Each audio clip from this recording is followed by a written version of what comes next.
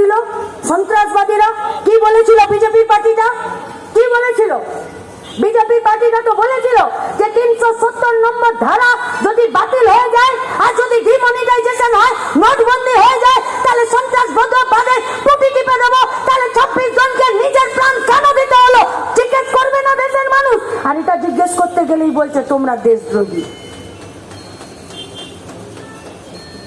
মোদী সরকার যখন গোটা রাজ্যের দেশের সব পলিটিক্যাল পার্টিগুলোকে একসঙ্গে মিটিংয়ে ডাকলো, কোনো পার্টি বললো যে মিটিংয়ে যাব না? গোটা দুনিয়ার দরবারে ভারতবর্ষের এমপিদেরকে পাঠালো যে আমরা কি করেছি সন্ত্রাসবাদের বিরুদ্ধে, কি হয়েছে কি না হয়েছে, কাশ্মীরে কি হলো সেটা বলতে যাবার জন্য পাঠিয়েছিল। কেউ কি মানা করেছিল? করেনি তো। তারা সেখানে মিটিংয়ে গিয়ে কি কি বলে এলো সেগুলো তো আমাদেরকে জানতে হবে। লাল ঝান্ডার এমপি সেও তো গেল, সেও তো ওখানে বলে এলো। সে যখন ফিরে এলো, এয়ারপোর্টে নামলো, ব্রিটাস কি বললো? বললো দেশের সরকার চেয়েছিল যে এই সময় গোটা দেশ এক থাকুক, গোটা দেশ এক পায়ে এগিয়ে দাঁড়িয়েছিল যে এখন না তো কেউ হিন্দু, না তো কেউ মুসলমান, না তো কেউ তৃণমূল, না তো কেউ বিজেপি, না তো কেউ কংগ্রেস, না তো কেউ লাল ঝান্ডা। এখন আমাদের একটাই পরিচয়, আমরা ভারতীয়। আর সন্ত্রাসবাদের বিরুদ্ধে আমাদেরকে লড়াই করতে হবে। সেনাদের তাদের বুকের বল বাড়াতে হবে। এর বাইরে তো কিছু বলেনি। আর কি বললো? बोलो देश का सरकार जो चाहा वो जब हम लोगों ने किया है तो हम लोग जो चाह रहे हैं वो भी देश के सरकार को करना चाहिए। কি চাইলো? কি চাইছিল বামপন্থী আন্দোলনের এমএলএরা এমপিরা? বললো কেন সন্ত্রাসবাদে 26 জন মরলো? কোথা থেকে সন্ত্রাসবাদ এলো? পুলওয়ামাতে 370 কিলো আরডিএক্স কোথা থেকে এসেছিল? কেন সেনাদেরকে এয়ারলিফট করানো গেল না? কেন সেখানকার গভর্নর সে যখন বিরোধিতা করলো, পরে সে যখন চলে গেল নিজের পদ থেকে, সেও যখন বলেছিল যে না এটাতে আমাদেরও মত ছিল না, আমরাও চেয়েছিলাম যে এখানে সেনাদেরকে নিরাপত্তা দেওয়া হোক, সেই প্রশ্নে কি হলো? তাহলে পুলওয়ামা আর এদিকে পেহেলগাম এই সমস্ত বিষয়ে সংসদের ভেতরে একটা আলাদা করে অধিবেশন করে আর সেখানে চর্চা হোক। ভুল বলেছে, ভুল বলেছে। আমাদের সুরক্ষা আমাদেরকে দেখতে হবে না? আরে ভারতের সেনা হিটলার পর্যন্ত বলেছিল যে এরকম যদি দুটো গোর্খা রেজিমেন্ট আমি পেতাম তো গোটা দুনিয়াকে আমি দখল করে দেখিয়ে দিতাম। সেই সেনা আমাদের ভারতীয় সেনাতে আছে, সেই সেনা এত দুর্বল হয়ে যায়। কিন্তু প্রত্যেকটা দিন ভারতীয় সেনাকেও তো দুর্বল করার চেষ্টা করছে দেশের সরকার। 4 বছরের অগ্নিবীরের প্রজেক্ট, 4 বছর একটা ছেলে মেয়ে কাজ করবে আর 4 বছর পরে তাকে রিটায়ারমেন্ট দিয়ে দেবে। সিভিক যেমন ভলেন্টিয়ার সিভিক, পুলিশের সিভিক, সমস্ত ঠিকা শ্রমিক, সেরকম সেনাটাও 4 বছরের অগ্নিবীর।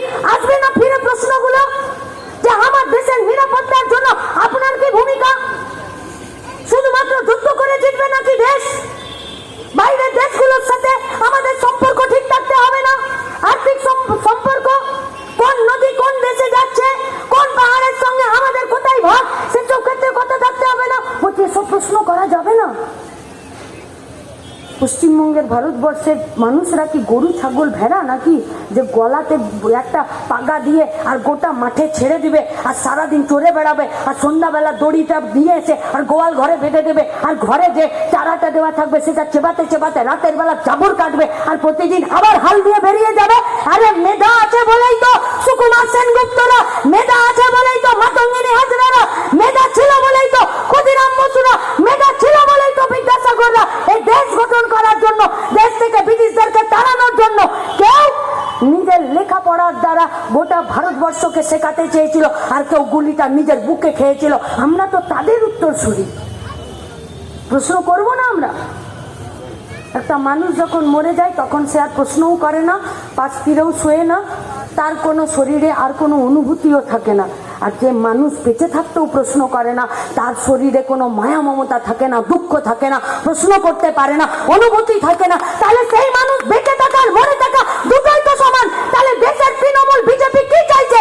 যে এই প্রজন্ম যারা ইয়াং জেনারেশন তারা বিনা প্রশ্ন করে থাক, আর প্রশ্ন করলেই বলবে যে তুমি পাকিস্তানি, প্রশ্ন করলেই তুমি বলবে যে তোমরা দেশদ্রোহী, প্রশ্ন করলেই তুমি বলবে যে এখন সেনারা বর্ডারে ওখানে যুদ্ধ করছে আর তোমাদের এইসব প্রশ্ন করছে।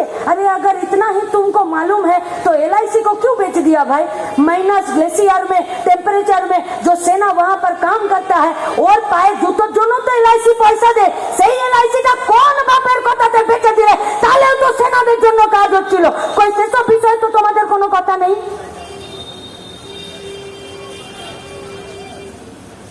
লড়াইয়ের মাটি আমাদের,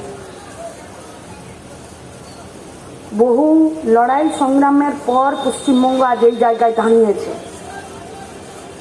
একটা সময় ছিল বীরভূমের ধীরেন লেক থেকে শুরু করে ঝাড়গ্রামের সীতামণি সোরেন কেউ কান ধরে উদ্বোস করেছিল যে আমি আর বামপন্থী রাজনীতি করব না। আর সীতামণি সোরেনকে নিজের ছেলের লাশ সালকু সোরেনকে 3 দিন দেখতে হয়েছিল, পোকাতে কামড়ে খেয়ে মরেছে। বারাতলার মহিলা নেত্রীকে দেখতে হয়েছিল ধর্ষণের পর গাছে ঝুলছে। নন্দীগ্রামে দেখতে হয়েছিল বামপন্থী রাজনীতি আন্দোলন করে বলে তাকে জ্বলন্ত ইট ভাটায় ফেলে দিয়েছিল। দেখতে হয়েছে পশ্চিমবঙ্গের সেই অবস্থার পরিবর্তনের পর আপনার হাতে কাজ আছে। আপনার দোকানে জিনিসপত্রের দাম কমলো, সৎপথে রোজগারের জায়গা আছে। আপনি কোনো সমস্যায় পড়লে পুলিশ আপনার পাশে এসে দাঁড়াচ্ছে। বিএলআরওর অফিস তারা বিনা ঘুষে কাজ করছে, এসএসসি কমিশনটা বিনা ঘুষে কাজ করছে, সরকারি স্কুলগুলোতে কাজ হচ্ছে, সরকারি হেলথ সেন্টারগুলোতে আইসিডিএস সেন্টারগুলোতে কাজ হচ্ছে।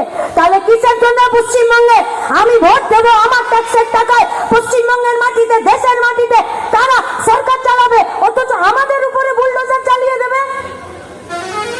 আজকে নতুন করে প্রশ্নগুলো তো উঠে আসছে, আর সেই প্রশ্নগুলোকে নিয়ে সমাবেশের মঞ্চ থেকে সম্মেলনের মঞ্চে আমরা কথা বলতে চাইছি। নিয়ত এক চাকরি না দেবার উদ্দেশ্য